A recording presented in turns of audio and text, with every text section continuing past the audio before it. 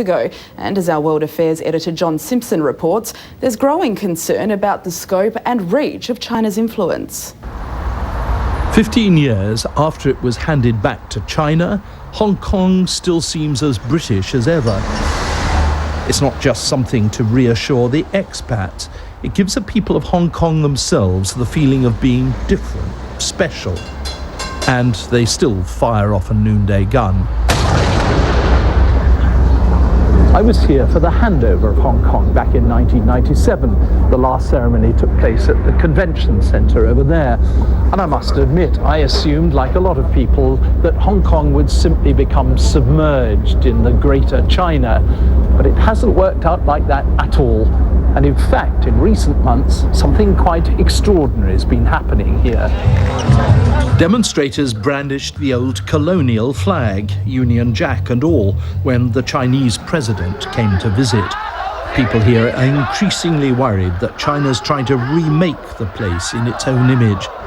And the people behind the flag protest, like Danny Chan, far from being old colonial types, weren't even in their teens when the handover took place. I'm a Hong Kongese, not a British and not a Chinese.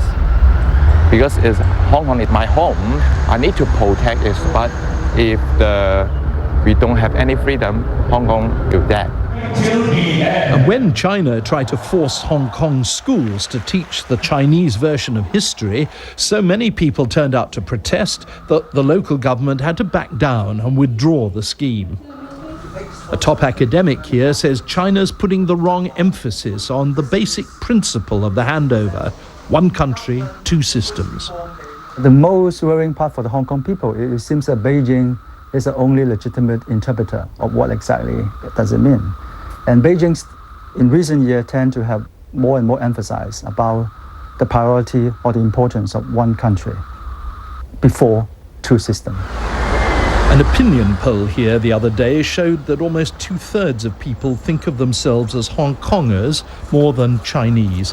There's real pressure for more democracy, with elections for chief executive perhaps in 2017. But will China like that?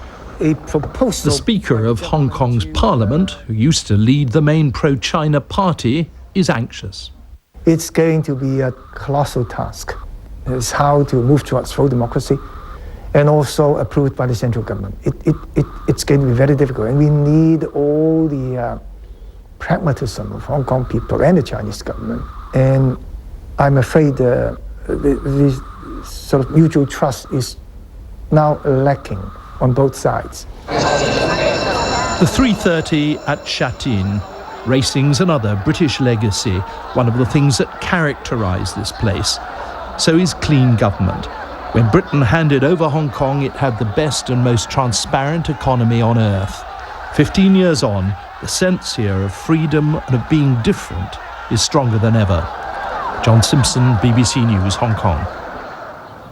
Now, could this man be China's next top model? This 72-year-old has become an internet hit after modelling clothes for his